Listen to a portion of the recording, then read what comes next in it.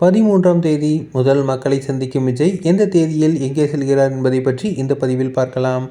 தமிழ்நாட்டில் அடுத்த ஆண்டு சட்டமன்ற தேர்தல் நடைபெறவுள்ளது. அதற்கான பணிகள் அரசியல் கட்சிகள் தீவிரமாக செயல்பட்டு வருகின்றனர். குறிப்பாக 2026 சட்டமன்ற தேர்தலில் மிகப்பெரிய தாக்கத்தை ஏற்படுத்துவார் என கருதப்படுபவர் நடிகர் விஜய். இவர் மக்களை சந்திக்க சுற்றுப்பயணம் மேற்கொள்ள உள்ளார் என்று தகவல் தொடர்ந்து வெளியாகிய நிலையில் விஜய் 13ஆம் தேதி மக்களை சந்திக்க உள்ளதாக தகவல் வெளியாகியுள்ளது. விஜயின் சுற்றுப்பயணத்திற்கான பாதுகாப்பு அளிக்க கோரி தவேகா பொதுச் செயலாளர் புசி ஆனந்த் டிஜிபி அலுவலகத்தில் மனு அளித்தார். அதில் விஜயின் சுற்றுப்பயண விவரம் வெளியாகியுள்ளது.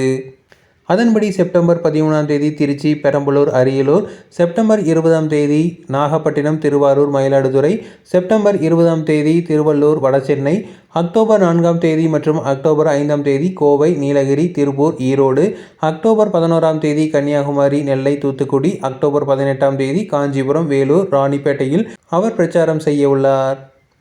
மேலும் அக்டோபர் 25ஆம் தேதி தென்சென்னை, செங்கல்பட்டு, நவம்பர் 1ஆம் தேதி கிருஷ்ணகிரி, தருமபுரி, திருப்பத்தூர், நவம்பர் 8ஆம் தேதி திருவண்ணாமலை, கள்ளக்குறிச்சி, விழுப்புரம், நவம்பர் 15ஆம் தேதி தென்காசி, விருதுநகர், நவம்பர் 22ஆம் தேதி கடலூரிலும், நவம்பர் 29ஆம் தேதி சிவகங்கை, ராமநாதபுரத்திலும், டிசம்பர் 6ஆம் தேதி தஞ்சை மற்றும் புதுக்கோட்டையிலும், டிசம்பர் 13ஆம் தேதி சேலம், நாமக்கல், கரூர், மேலும் டிசம்பர் 20ஆம் தேதி திண்டுக்கல், தேனி, மதுரை ஆகிய இடங்களில் பிரச்சாரம் மேற்கொள்ள உள்ளார்.